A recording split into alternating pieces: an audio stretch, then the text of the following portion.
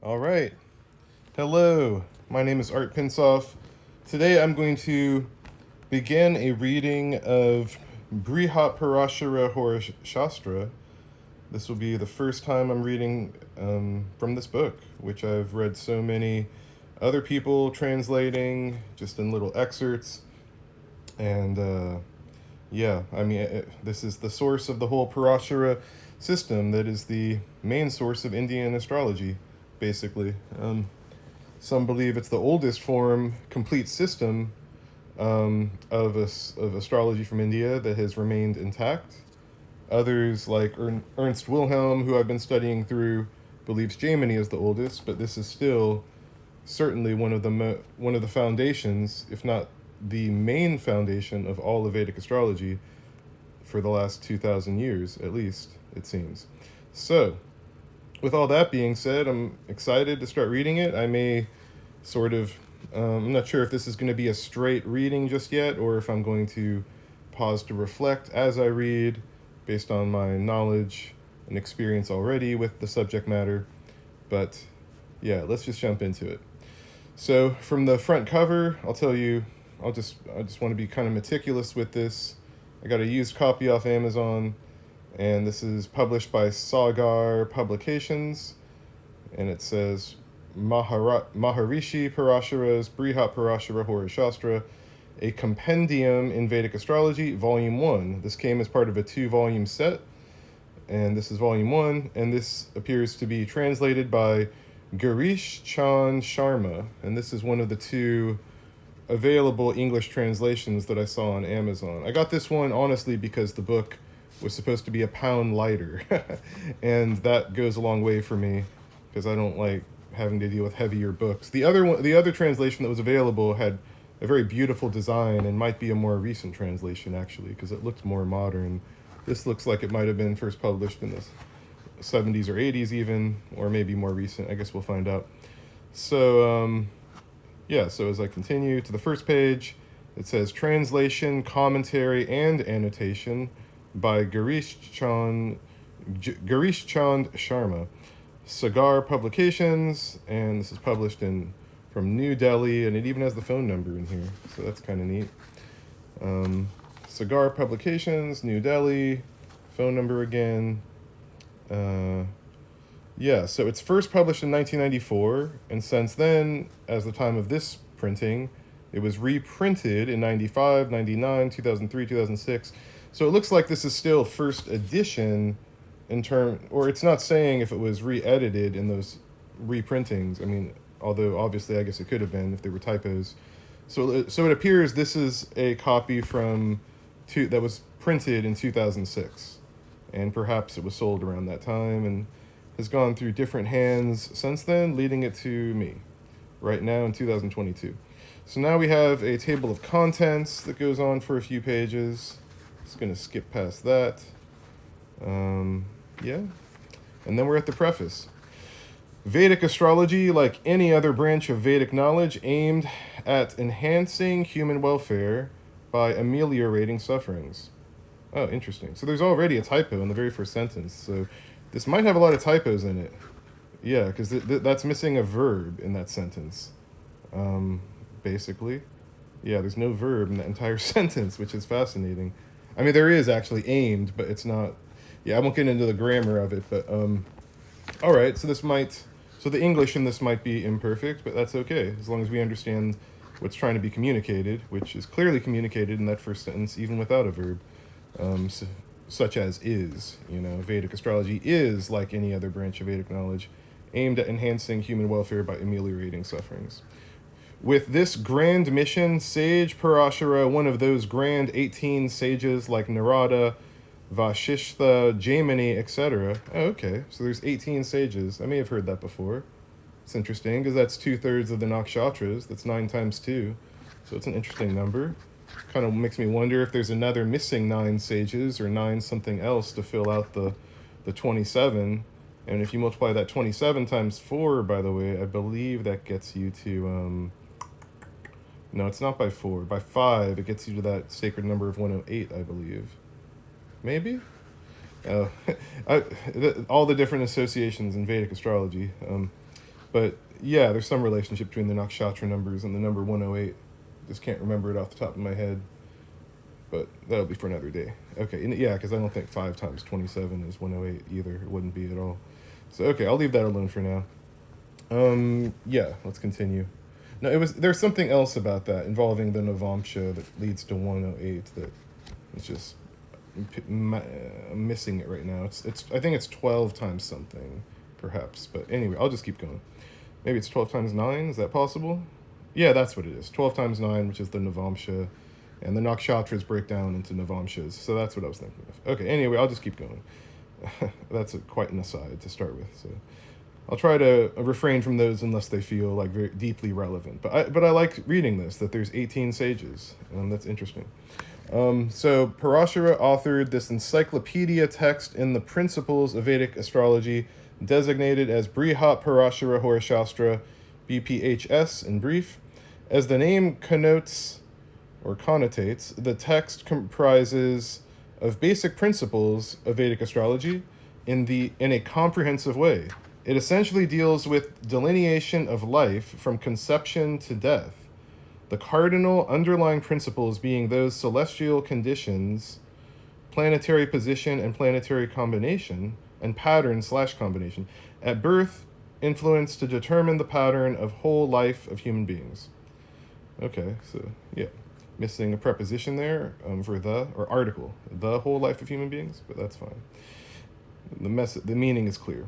In this backdrop, profound use has been made of all astrological clues lying scattered in various mythological and allied scriptures, including yoga, tantra, etc. Also, it's missing quite a few commas. I'm surprised they wouldn't even include commas in between this list, because that's a very basic use of commas, but yeah, so I wonder if the newest edition of this has added some of that, because this is already like a 16-year-old edition. So, but anyway, again, the meaning is clear, so. Besides all the published material, in this backdrop, profound use has been made of all astrological clues lying scattered in various mythological and allied scriptures, including yoga, tantra, etc. Besides all the published material on the subject. Texture difference have been pointed out and appropriate text accepted. Okay, now that's maybe a total miswording, but that's okay. Because texture, I don't think means text.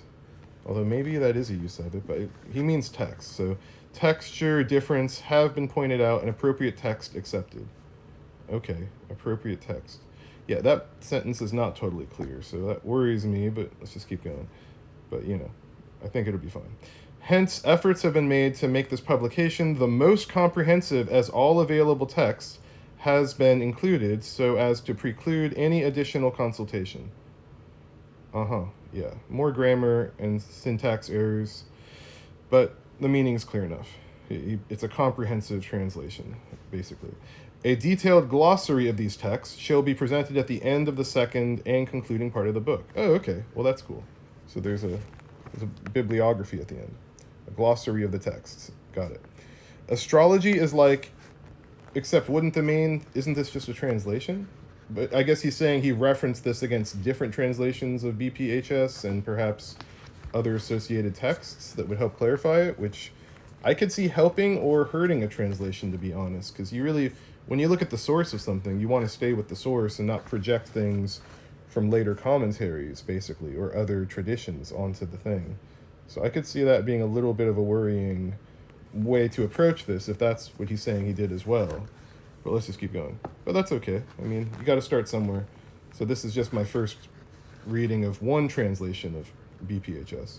And perhaps eventually I'll understand Sanskrit well enough to read it myself directly one day. So, astrology is like any other science, however, its practice would always remain an art, as the parameters of man, environments, and times lead to different interpretation in different parts of the world. I say so on the basis of my experience/practice through 2 decades over which principles laid down in BPHS progressively became lucid and amazingly true. A lot more is yet to be done, especially in the face of the fact that past deeds and predestination have a definite role to play. Hence, it is only through the study of Vedic astrology that the secret of fate and free will can be deciphered on a logical plane. It is only through the study of Vedic astrology that the secret of fate and free will can be deciphered on the logical plane. Okay, that's a bold claim, but that shows that the person who translated this is very, perhaps even religious in their view of Vedic astrology. I mean, I view Vedic astrology as one manifestation of, I guess, Jyotish, the science of light, and the science of light comes from within, and it's projected outward or reflected outward in many different sciences and arts, Vedic astrology being one of them, but also Vedic astrology being encompassing of all of them. It's a lot like the goddess Aditi in Vedic astrology, who is the goddess of space, and space, or the ether element, is required as the first of the 5 elements to compose anything, but it's also the space that holds everything. And so I could interpret what he's saying as both, but he may mean that as literally, in a way that's a little bit more religious than my taste is towards anything, to be honest, other than that which can't be put into words, since I'm sort of the Ramana Maharshi tradition in that sense, in the way I view these things. So that's just an aside, based on the way I feel into that sentence. So let's see. Okay, this is a short introduction, and then we jump into it. Oh, and the introduction was written in 1994, 2 years prior to the publication of the book the first time. So yeah, there might be typos that were just never caught on the introduction. So maybe when we get to the actual translation and commentary of the book itself, things will pick up. We'll see, or tighten up in terms of the edit and English, clarity of communication through the language of English. So let's continue. On the second page of the introduction, the principles of Vedic astrology are intricate yet simple. At times, during initial interpretation, they may seem to be contradictory, but really they are not. And at this stage, the teacher, guru, plays a key role, and no book can replace him. Okay. Initial interpretation, contradictory. So the guru really helps you through that first phase. And for me, it's more of an inner guru, but also the outer gurus of all the different teachers I've had, mostly through YouTube and books and a couple of friends. But my friends haven't really been... Yeah, I feel like the true guru for me is more internal, and perhaps some other spirit that speaks to me, if anything, or my higher self, those kinds of things. But I understand. It's very true. I mean, and it requires deep silence and contemplation for these contradictions to become resolved and seen as only illusory. I apologize for the noise, just a leaf blower outside for a moment. So, all right, let's continue. However, a limited effort has been made to present appropriate practical examples, horoscopes, both to illustrate the principles and resolve the text. The fear of the books becoming bulky has tended to hold me back from giving more examples, but to compensate for this deficiency, soon the readers shall have a series of books like the following, dealing with special principles so far not published or even deciphered by the common student or practitioner of astrology. 1. Parasara and harmonic charts. Oh, that would be divisional charts. So interesting. He would use the term harmonic charts, because that is a thing that has been sort of sprung up through Western astrology channels in the 20th century. And I've actually programmed all the algorithms of the Parasara divisional charts into the website, along with this other guy who helped me put it up. I wrote all the code in PHP for these algorithms. So harmonic is the first part of it, is harmonic, and the second part is something else.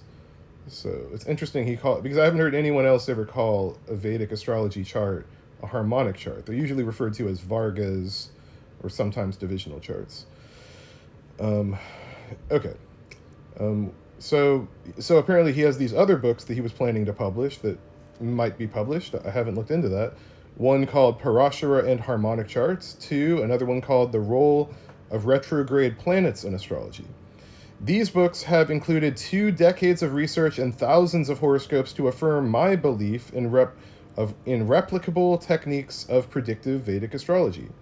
As I present this English version of BPHS, I must hasten to record my sincere thanks to Professor DPS Chauhan, for whose help in making this translation closest to concept.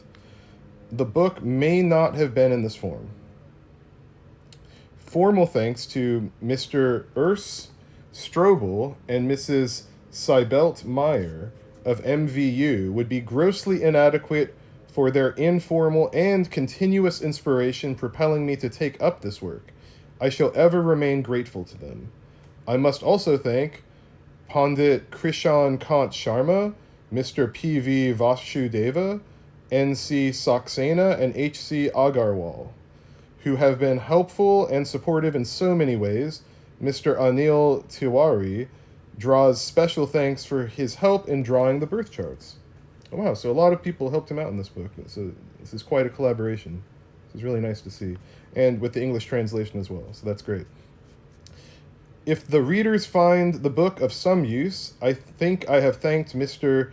Narinder Sagar, Prop Sagar Publications, okay, for all his untiring and thoughtful encouragement. May God bless him. I am aware that the very human touch makes the things imperfect. Wow. Hence, I shall be grateful to receive suggestions to improve the value of the book by incorporating the necessary changes in the future. Oh, wow, that's such a humble, beautiful sentence to end on. Wow. And then it says, I believe this is July 12th, 1994. Girish Chand Sharma, and then he has his address there. So, yeah, that's awesome. It's awesome to hear how humble he is and how devoted he is to getting this as good as possible with the help of different people. So I'm really happy to hear that, and I humbly read this. If I say any critical or criticism of anything, with the translation or the languaging or anything, I mean, I'm just sharing my immediate thoughts, but I'm very grateful for Girish Chand Sharma for really making this book. And on the back of the book, you can see there's a lot of other Vedic astrology books from this publication, as well as other kind of more new age, or I don't know what to call it, paranormal type things. Like there's one book on this list called True Ghost Stories. And then there's quite a few books on numerology, palmistry that this publication, Sagar Publications, also has available. So that's pretty interesting. All right, so and like I said, I mean, this is all held within the idea of what Jyotish is, as I've heard it described by Victor Carr, Ernst Wilhelm, and others. All right, so let's continue. Now we're on to right before chapter 1. It just says Brihat Parasara Hora Sastra. And so this is the author, I believe, maybe? Or maybe this is in the book, I'm not sure. No, this would be in the book, because it's coming after the title of the book. So here's the beginning of the translation.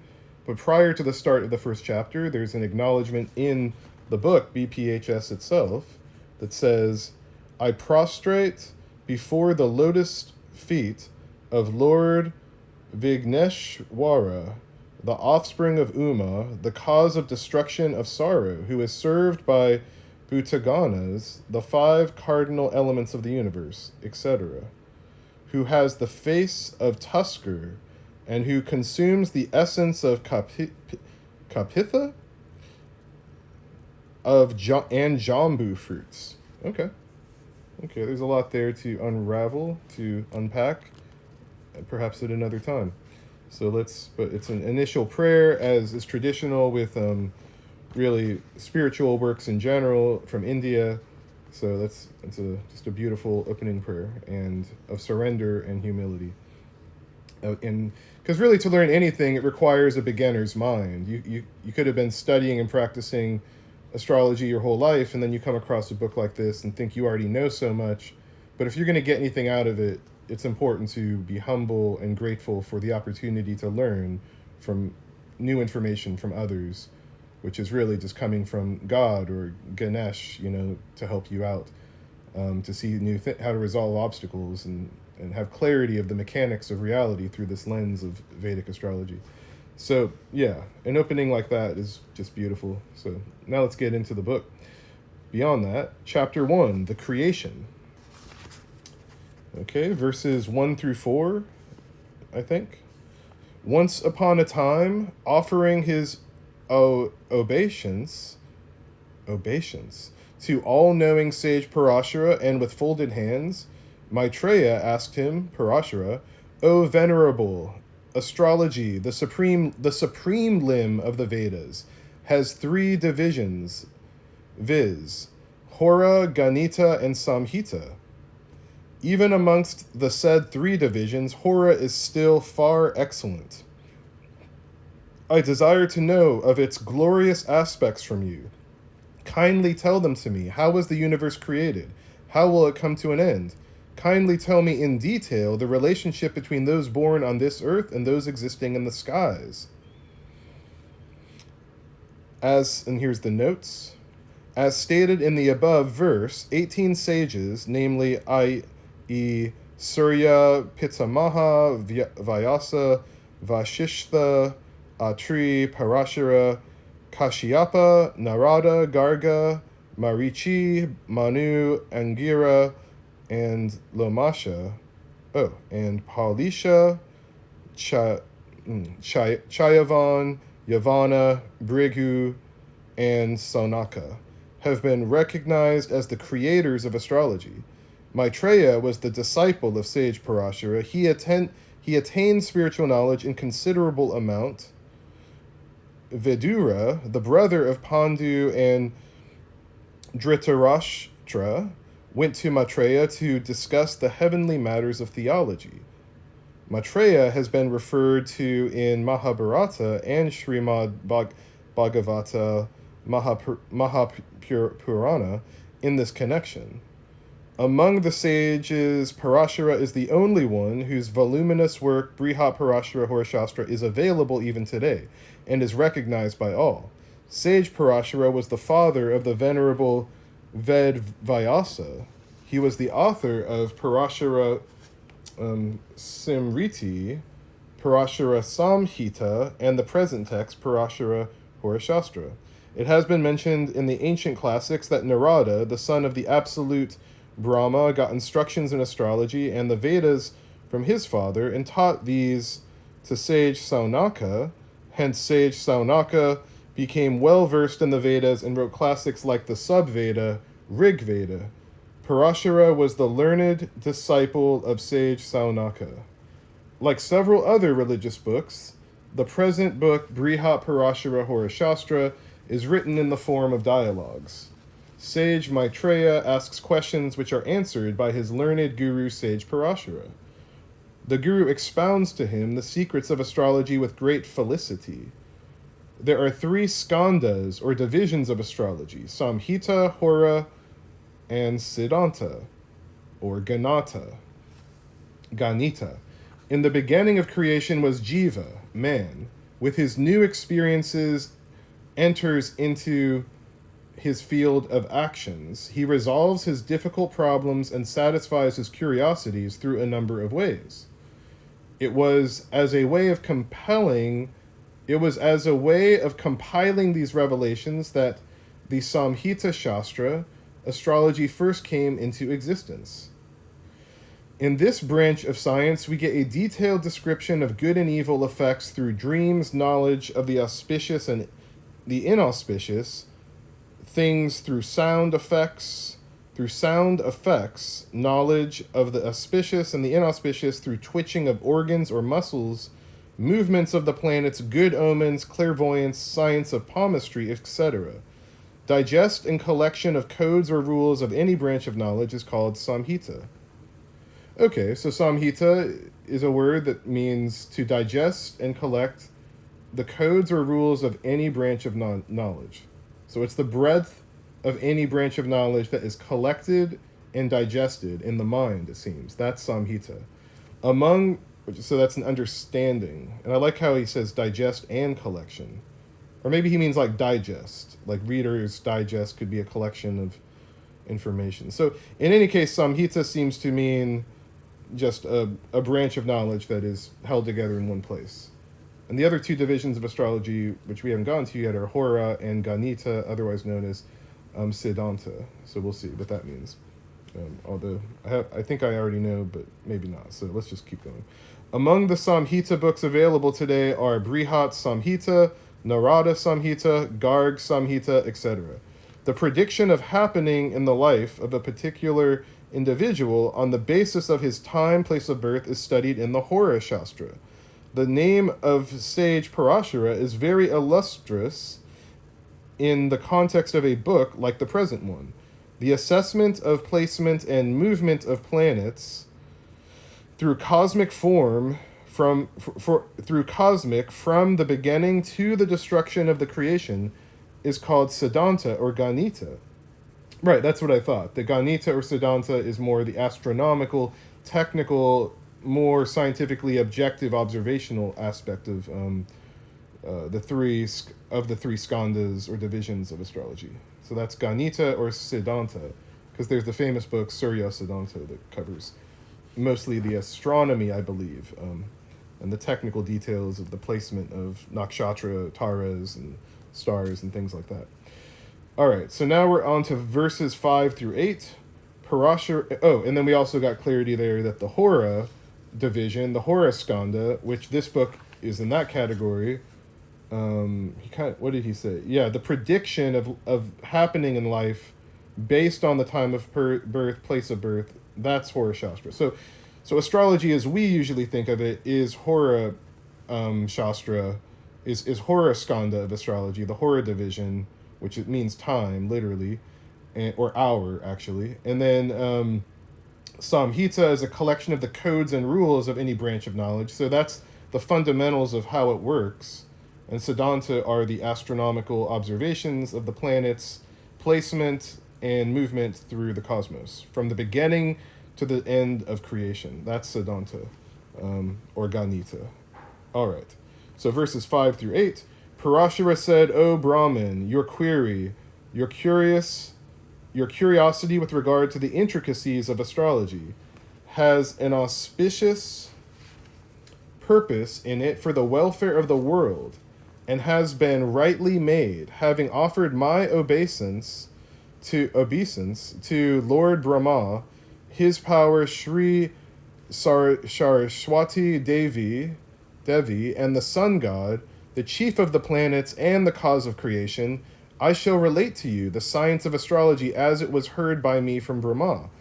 The teachings of this science of astrology is to be given only to the students who are good and peacefully disposed, who honor the preceptors and elders, who speak only truth and who are God-fearing. It is only in this way that good will follow. The teachings of this science, again, should not be given to the unwilling student, to an atheist, and to a crafty person. Yeah, so that's very interesting. I mean, we kind of get why that would be. You know, if this is a powerful science, you don't want to see it misused.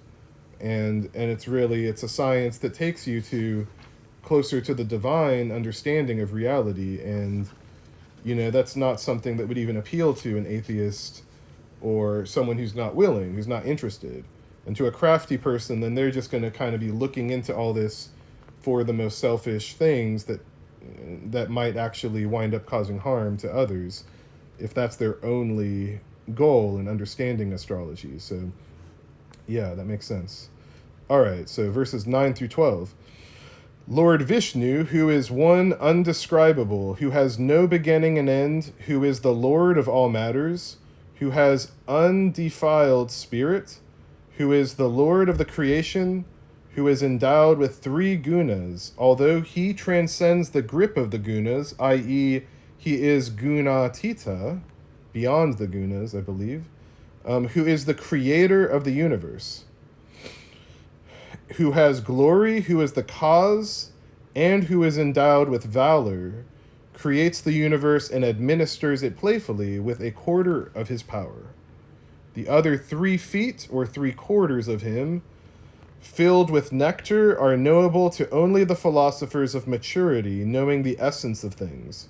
The principal evolver, who is both perceptible and imperceptible, is Lord Vasudeva. The imperceptible part of Lord Vishnu is endowed with dual powers, while the perceptible with triple powers. Wow. The imperceptible part of Lord Vishnu is endowed with dual powers, while the perceptible with triple powers. Okay, that's interesting, which seems related to the three gunas. The imperceptible part with dual powers, I would say, interpret that as prior to creation as we can perceive it and experience it, the closest we can get is a duality in concept, or in something beyond concept of self and not self, or of space and that which fills space or is prior to it. So the duology that I see being referred to here is the imperceptible part of Lord Vishnu, and the Trinity, or Trimurti, perhaps, is the triple powers of the perceptible realm of Vasudeva. And it said the principal evolver who is both perceptible and imperceptible is Lord Vasudeva. And it's not saying if the Lord Vasudeva is literally Lord Vishnu or not explicitly, although it does seem like even that is two parts of the same ultimate deity or reality. However, perhaps these are just my own real-time expressions in response to reading this for the first time. So now we're, take them all with a grain of salt and feel into the words of Parasara as this translation goes. You're on your own and see where it takes you. And anything that resonates that I say in commentary, or don't, feel free to take or leave. They're just thoughts of the mind, Okay, so 13 through 15, the perceptible Lord is endowed with three powers and is called the Almighty. Okay, so now he's going to break down the powers, right? Of the perceptible Lord of Vasudeva. Got it. The three powers are Shri Shakti, Mother Lakshmi, with Sattva Guna. Okay. Bhu Shakti, Mother Earth, with Rajo Guna, and Nila Shakti with Tamoguna. Apart from these three, the fourth kind of Vishnu, who is moved and inspired by Shri Shakti and Bhu Shakti, assumes the form of Shankarshana with Tamoguna, of Pradyumna with Rajoguna, and Aniruddha with Sattvaguna. Okay, so that's something I haven't heard before about this fourth kind of Vishnu that is moved or inspired by Shri Shakti, which is the Sattvaguna already, and Bhu Shakti, which is the Rajaguna already. It's interesting. And then in the form of Shankarshana with Tamoguna. Yes, this is getting to different manifestations of the qualities of physical reality, or the elements, or the deities which compose all of this prior to that all are born out of the Lord Vasudeva, which is born out of Lord Vishnu. So so this chapter is on the creation, and the first chapter is called the creation. So let's continue. 16 through 17, Pradyumna is endowed with Rajas Shakti, which it just said in the prior sentence as well, and Aniruddha with Sattva Shakti. Mahatattva, Ahamkara, and Ahamkara Murti Brahma are born from Shankarshana. Pradyumna and Aniruddha, respectively. Oh, okay. So this is the next level of creation, that Mahatattva, Ahamkara, and Ahamkara Murti Brahma are born from Shankarshana, Pradyumna, and Aniruddha, respectively. All these three forms are endowed with all the three gunas, but have predominance of their own guna due to their origin. Right. Okay. 18 through 19.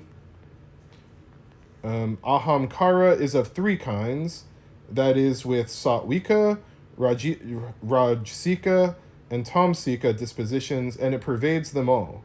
From Satvika are born the divine class, Devta, from Rajas the sensory organs, and from Tamas the five primordial compounds, air, earth, water, fire, and earth, and ether. These are endowed with their respective powers. Okay, so Ahamkara is of three kinds, which are Satvika, Rajasika, and Tamsika. Dispositions pervade, and it pervades them all. Okay, and it pervades them all, which it being Ahamkara pervades them all. Right? I'm forgetting exactly Ahamkara right now. I believe that's related to the mind and ego, or the individual, sort of a moon-like thing, if I'm correct. I might be misremembering, though. And then it says, from Satvika are born the divine class of the Deva, Devta, from Rajas, the sensory organs, and from Tamas, the five primordial compounds. Okay. All right. Verse 20, Lord Vishnu coupled with Shri Shakti sustains the rule. Lord Vishnu coupled with Shri Shakti sustains and rules the three worlds. Coupled with Bhu Shakti, he is Brahma, causing or creating the universe. Coupled with Nila Shakti, he is Shiva, destroying the universe. 21 through 24, O Brahman, the Lord is in all beings, and the entire universe is in him. The Jivatma and Paramatma, Amsha, is there in all beings. Amsha means part, Paramatma means the great self, the ultimate self of the divine. Jiva Atma means the ultimate soul of self, I believe. It's a rough interpretation of these things. So the Jivatma and Paramatma Amsha is there in all beings. Some have predominance of the Jivatma Amsha, while others have the predominance of the Paramatma Amsha. Okay, yeah. So Jivatma is the like individuated soul aspect, which would be more related to moon, you could say, of the mind and ego and feeling around that. And then Paramatma Amsha would be more related to the sun, of the ultimate self, the great self of Lord Vishnu, him, its self, yeah. So thus there is the predominance of Paramatma Amsha in the planets or grahas, like the sun, and Brahma. Oh, it's exactly what I just said, yeah. And Brahma, well, no, I just said that. Rudra, which is Shiva, etc., and in many other incarnations. Okay, yeah, so there's the predominance of Paramatma in the planets or grahas like the sun, and Brahma, Rudra, Shiva, etc., and in many other incarnations. Okay, because it's all ultimately Paramatma. Got it. Yeah, their powers or consorts like Shri, Shakti, etc. Okay, their powers or consorts, which are the feminine aspect or the counterpart to all of the graha deities, basically, or grahas as deities, planets, is the Shakti power, which is also considered their wife or consort. That's right. Okay. So their powers or consorts like Shri, Shakti, etc., have also the predominance of the Paramatma Amsha. Other divine beings and other powers have more of the Jivatma Amsha. Right, so the female deity counterpart or consort or special power or Shakti element of the grahas and other deities also has a predominance of the divine Paramatma as opposed to the Jivatma soul. That puts them more in the Deva class, more in the, predominant awareness of their connection to the ultimate divine consciousness is the way I'd interpret that. All right, so notes from the author. 6 schools of philosophy were born in India. One of these is Sankhya Darshana, Sankhya philosophy. This philosophy is atheistic. Oh, wow. It holds 2 elements or factors in the creation of the world, Prakriti and Purusha. These are female and male. Wait, why does he say atheistic? Okay, well, maybe he'll get to that, but that's okay.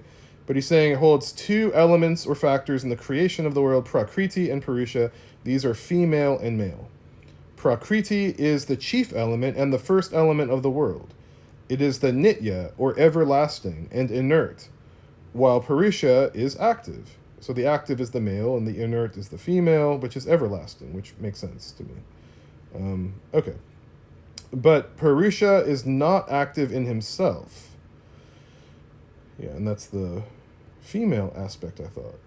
No. Wait. No, that's the male aspect, right? Purusha. Okay, so yeah. But Purusha is not active in himself. He is the consumer of the effects of Prakriti. The function of Prakriti is to fulfill the desires of Purusha. She has three qualities: sattva, rajas, and tamas. These three are the factors in joy and pain. Before creation or at the time of the dissolution of the universe, these three are all in the same condition. The combination of Prakriti and Purusha results in the creation of the phenomenal universe because the combination of these two causes imbalance in the sattva, rajas, and tamas humors present in Prakriti, which is the feminine aspect, right? And the first element of the world, right? Okay, got it. Yeah, the one interesting line here, because I want to mention another model of all of this from the modern age of neuroscience, but the one interesting thing in regard to that is what that stood out to me is when he says Purushara. It's the one about fulfilling desires. Yeah, so but Purushara is not active in himself. He is the consumer of the effects of Prakriti. The function of Prakriti is to fulfill the desires of Purusha. That's where it throws me off a little, because Purusha is primary and chief, as it says here. The feminine aspect exists first. Numerologically, this is related to why the numbers 0 and 1 are both related to the feminine. You could even say non-duality or Advaita is related to feminine, whereas oneness, or the one, is related to the masculine, or in this case, Prakriti. So, and in the modern neuroscience model for this that comes to mind for me is Dr.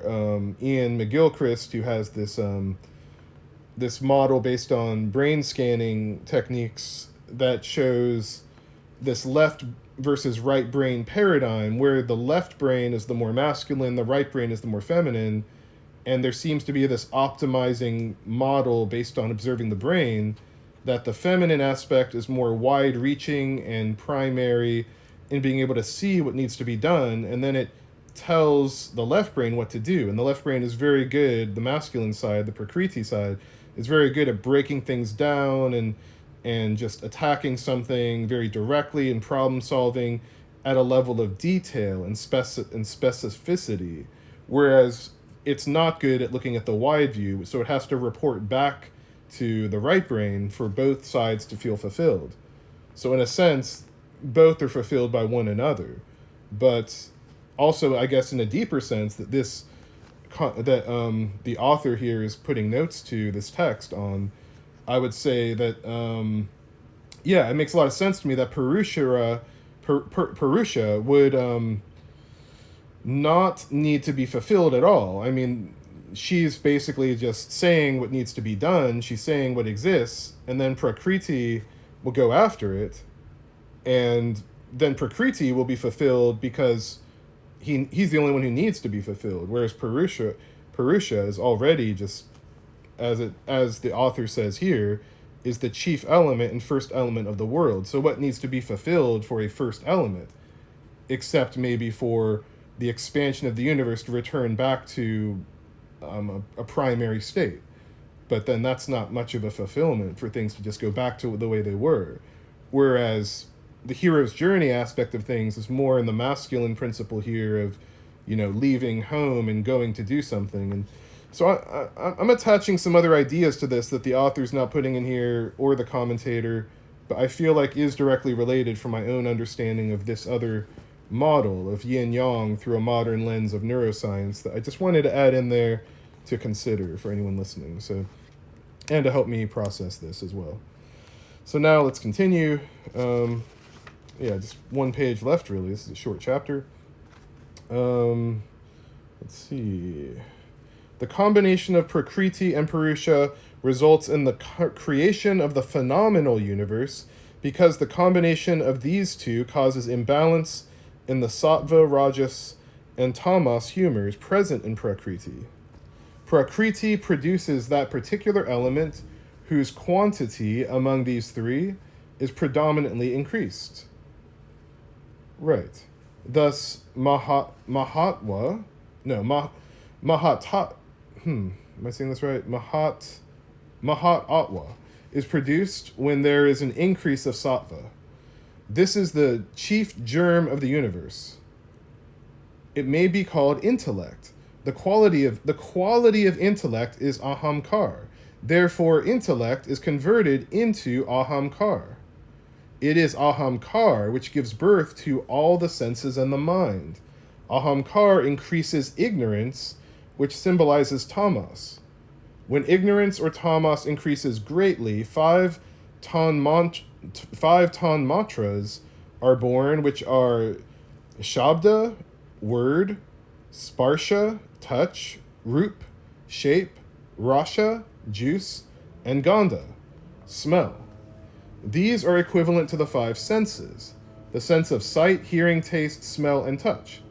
Panch mahabhutas, jala, water, prithivi, earth, akasha, sky, vayu, air, and agni, fire. All these tattvas are included in prakriti. There is... Okay. Yeah, so ahamkar increases... I'm just trying to keep track of the connections here. So the intellect, which is... The quality of intellect is ahamkar, which ultimately leads to... When ignorance or tamas increase greatly, five tanmatras are born. And we mentioned the five senses. So ignorance with the intellect of ahamkar creates these five senses. Okay. Well, that's basically... Yeah, so he basically just said that in two different ways here. He said that directly about the senses, and then he talks about the five elements, or tattvas, which are included in prakriti. So now we're coming back to prakriti, which is the chief... well, let me just read the sentence from a few sentences ago again. Prakriti produces that particular element whose quantity among the three gunas, is predominantly increased. Thus, Mahatattva is produced when there is the increase of sattva. Okay, so Mahatattva, the great element. I'm not sure what that would refer to, but it says this is the chief germ of the universe. Oh, and this is the intellect. This is ahamkar. Okay, interesting. So sattva being increased out of balance, perhaps with rajas and tamas, which seems to be the implication there. That imbalance, which is created by prakriti, ultimately leads to the creation of the five senses, which are called the tanmatras, and then the five elements, which are the mahabhutas, or with which we just covered. All these tattvas are included in prakriti. There is no reason of the creation of prakriti. Wow, that's interesting. So maybe that's the atheist part. I mean, that sounds like an atheist statement, but also modern non-duality people, like the YouTube channel I used to release content on, Nothing Media, it's called Nothing Media because there's no looking for a source or idea. It's not atheistic in a materialistic sense. It's just, and it's not atheistic at all, actually. It's something else. So yeah, it's from my perspective, it's recognizing the divine can't be put into language or experience, perhaps, or the self even, which is tantamount to the divine. But let's continue. What he says here is there is no reason of the creation of prakriti. It has been regarded as without reason. Man has the quality related to the element of which he has the greater quantity in his consultation. Man has the quality related to the element of which he has the greater quantity in his constitution. His life is directed toward that tattva. A man having spiritual power can know one's fortune only by seeing one on the basis of the knowledge and experience of these tattvas. Joy and sorrow and all the events of life are directed as per the ratio of these tattvas. Okay, so yeah, he's talking about individuals are going to have a different balance of the tattvas, of the gunas, and this is going to be seen through an astrology chart, ultimately, because Planet Jupiter rules the ether element, and perhaps a more sattvic perspective, and Mars rules the Agni, the fire element, and a more rajasic or tamasic perspective, or Saturn would certainly be more tamasic. Forgetting which planets have which guna, but the 5 elements are represented by the 7 planets, for example. And so how they show up in your chart are going to show which ratio how that colors your personality and what you're focused on in life, so to speak. So, for me, I have like Jupiter in Sagittarius and it's Mula Trikona. So my seeking of spiritual knowledge and also of other, artistic things and creative things, and having, just learned from different teachers and gurus and spiritual traditions throughout my life, all of that's related to my Jupiter, whereas my Mars is very different, so everyone's going to have their own balance of these different energies that will be reflected in a chart, ultimately, is what I want to interject here. Okay, back to the author, or the commentator. According to Vishnu Purana, the first form of Paramatma, Parabrahma, is Purusha. Oh, okay. The first form of Paramatma, Parabrahma, is Purusha. Avyakta Prakriti and Vyakta, Karya, or action. Okay, so the first form, but he mentions 3 forms. Mahatattva is its another form. Kala is the supreme form of God. Right, and Kala means time. Without time, there is no, anything, essentially, that we could put into words. Mahatattva is of 3 kinds, namely Sattvika, Rajsika, and Tamsika.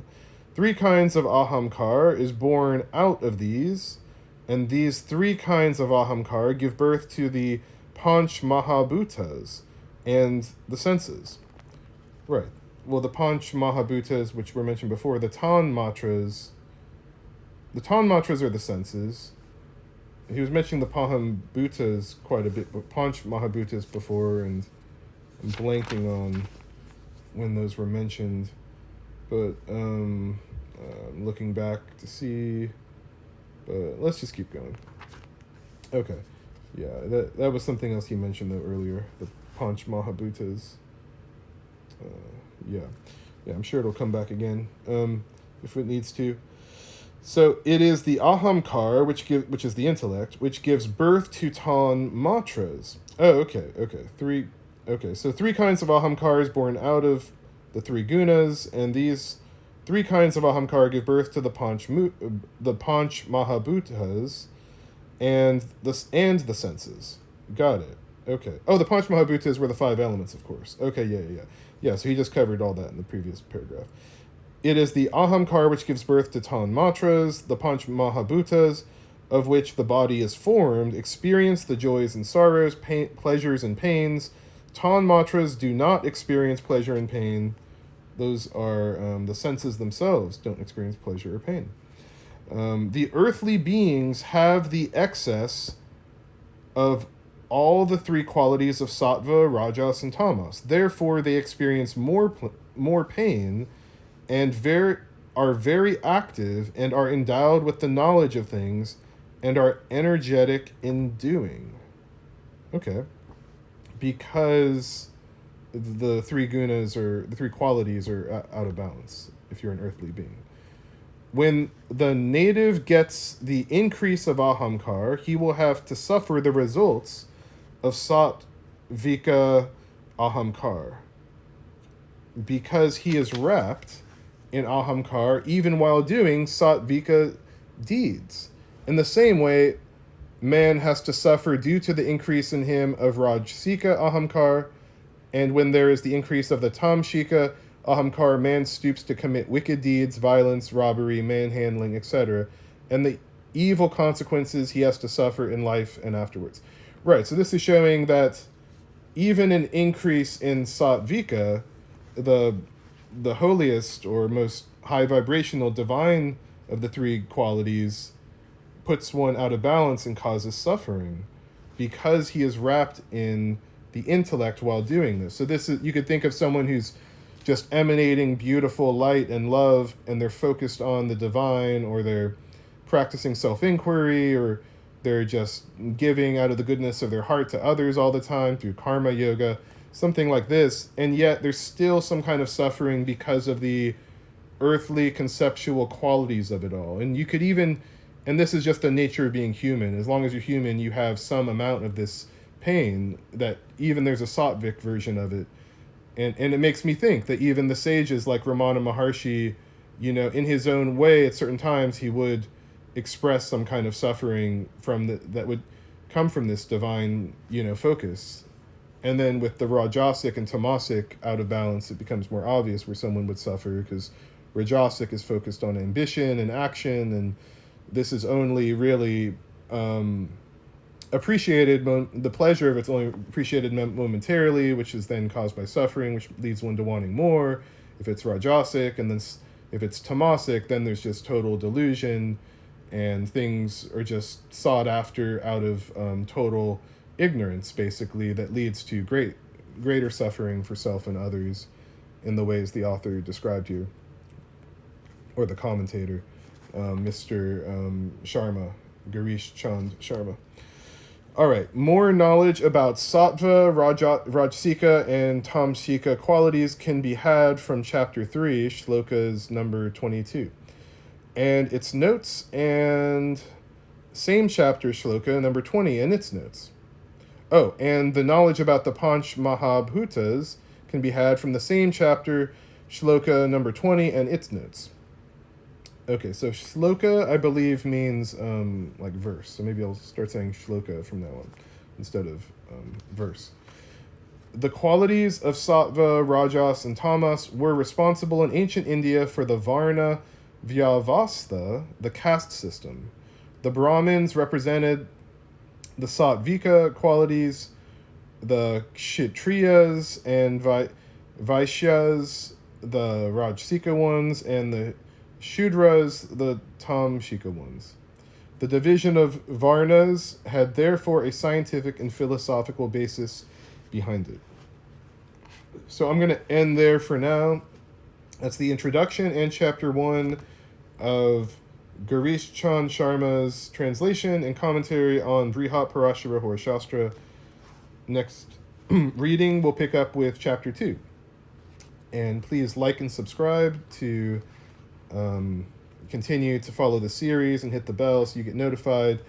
And if there's anything about this chapter that you would like to give your own perspective on, or give clarity, especially if you've read the Sanskrit yourself and you have, you know, a deeper understanding of any of these translations, where you might find might have a different take slightly than Mr. Sharma on some of these Sanskrit to English translations, or the ideas behind it, feel free to leave any thoughts in the comments. They would be much appreciated. And I hope you have a beautiful rest of your day. Namaste.